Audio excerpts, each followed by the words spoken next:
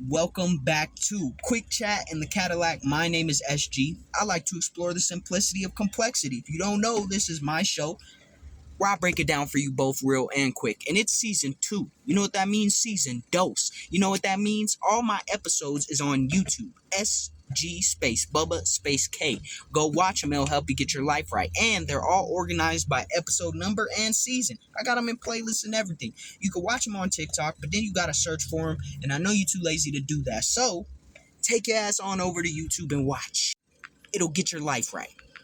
That being said, we have a topic that we need to discuss today. Today's topic is about nostalgia. Yes, sir, nostalgia. Ooh, I know it hit some of y'all hard out here because some of y'all is real nostalgic motherfuckers. And let me tell you something about nostalgia. As beautiful as it may be, at some point you gotta leave the past. Let the past be the past. Bleep, bleep, bleep, sound like Porky Pig out here. But seriously, you gotta let the past be the past. And today I'm gonna tell you exactly how you can use your past to elevate you and how not to let your past become a repeat cycle for your bitch ass. So first, we must understand the past is part of our identity, but it's not the entirety of it. The past will tell you who you were so that you can tell yourself who you are going to be. Who you are is determined by what you do today and all that Disney Channel bullshit. But nostalgia is a tricky thing, right? Because nostalgia will have you thinking about things in the past and reminiscing upon them because they're positive experiences or the lesson that you learned from them was beautiful in one way or another. But there's two sides to the fence when it comes to the past. Because sometimes the past will teach you exactly what not to do in the future. And sometimes the past will teach you exactly what's holding you back today. What does that mean? Because it's not the same thing. See, past will teach you what not to do in the future by showing you cause and effect. I showed up like this. This is the result I got. I interacted with these kind of people. This is the result I got. I conducted myself as such. This is the result I got. That's data, that's information, that's knowledge. Those are lessons that you can use to make progress. So it's important to understand when you look back in the past, there's something to be taken from that. There's value in the past, 100%. You can't get rid of it. It's your past. You done already wrote the story. So now if you're going back and reading it, you might as well comprehend the shit. Get the theme, get the underlying message. This is where nostalgia can be a little tricky because you'll look back at the past and say, damn, I remember when I was happy about that. Or damn, I remember this wasn't too bad. But sometimes, that's a trap. Okay, it's just trying to pull you back into a version of yourself that you're not supposed to be no more. And when you do go back and try to be that version of yourself, you're going to get punished. It's going to be some consequences. However, there is value in nostalgia. Sometimes the past could be reminding you. Sometimes those nostalgic moments can be reminding you about things that were or are important to you and how to bring them into your future with this new version of yourself is the new task at hand. You understand? So think about it. You grew up and you got some happy memories as a child. You was kicking it with your friends. It's going to tell you about okay, this part of my life is important. Having strong connections with friends that I could trust and who I feel the ability and capable of engaging with and having productive and fulfilling fun. That's important to you.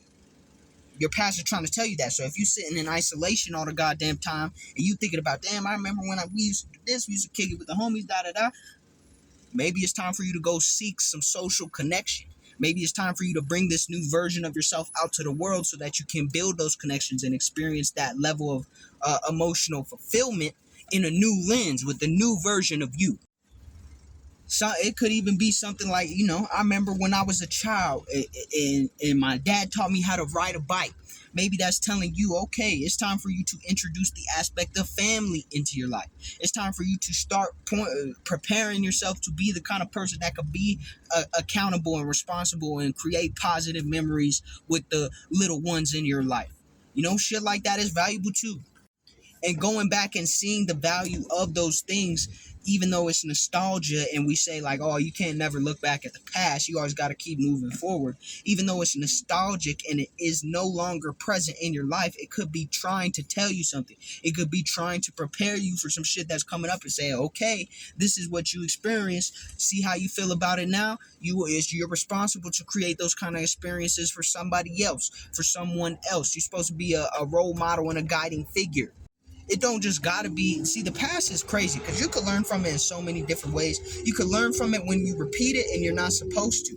You could learn from it when it's things that you experience, memories that you have that is valuable to you now that were kind of locked away for the right time. You could learn from it by understanding, okay, when I fucked up before, I know now this is how I fucked up and I won't fuck up again. A lot of times the way people deal with their past is abandoning it, not acknowledging it. And I'm not telling you to do that. In fact, I'm telling you the opposite. Okay, your past is part of your identity. It's a part, it's not the whole thing. Okay, the other parts of your identity is basically what you're doing now to become who you want to become, who the version of yourself that you're actively aiming for. Some of y'all is out here aiming like this, and the reason you aiming like this is because you don't pay attention to what happened the last time you aim like this. You see what I'm saying? So you ain't gonna hit nothing that you really wanted to hit in terms of a target. There's a tricky line there. Okay, it's a tricky line because most cases should be pretty easy. Like, jumping off a 10-story building and you broke your fucking leg probably should tell you don't jump off a 10-story building again, right? That's a simple one. But if you had a business idea and you took on the business idea, but you didn't have the right strategies and analysis, but it's still a good idea, still executable, I'm not telling you to write that shit off just because it ain't work out the first time. Same with connections, same with ideals and goals and, your purpose. All that stuff, is data. And the reason we say data is because it's knowledge, it's information. The most valuable thing on this fucking planet is information. If you know what to do with information, you will become a very successful, capable, and potentially powerful individual. But all that being said, in order to understand how to actively use information, you need the skill of analysis. You need to understand what you're looking at, what you're seeing, what you're learning, what information produces what outcome when paired with what action. That's the key.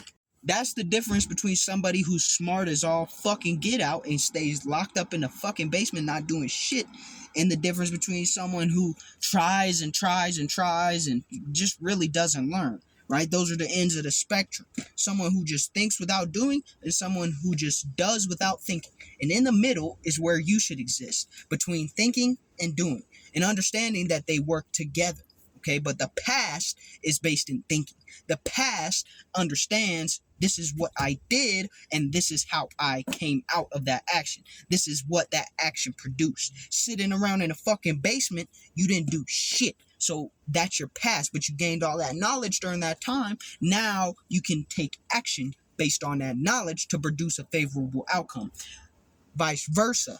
You sat around, or you didn't sit around, you never sat down, your ass was just going, never stopping to think, and this produced that outcome. So now you have the information of, okay, I gotta stop and analyze for a moment and work on your analysis skills so that you can move forward. The past is a tool, okay, because once you get through the present moment, it becomes your past, and ain't shit you could do about it but use it. Understand, it ain't shit you could do about it but use it to create the kind of person that you want to become, who you will actively work towards becoming. If you let it tie you down, then the past is a restraint. But if you acknowledge it, if you understand it and you don't obsess over it, you analyze it, you understand how it can help you move forward, then you're utilizing your past. It no longer is an obstacle. It's no longer a restraint. It becomes a tool. It becomes something valuable at your disposal to move forward in the future and accomplish some shit.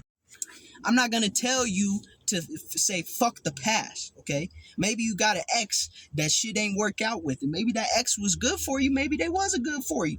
That's your past, not mine. You get to make those decisions, not me. However, I am telling you that the past has value as long as you know how to balance the difference between obsession and strategy. Analysis, baby. Analysis. It's tough. Don't sit here overthinking. But don't also never think, bitch. I know. You got to sit right in the middle. I talk to y'all about balance so fucking much. You'd think you would get the idea by now. But the past is your tool, not your obstacle. The past is your way forwards and not your chains holding you back. Okay? That's what I'm trying to tell you. If you don't get it by now, shit, I guess you'll learn at some point. Peace.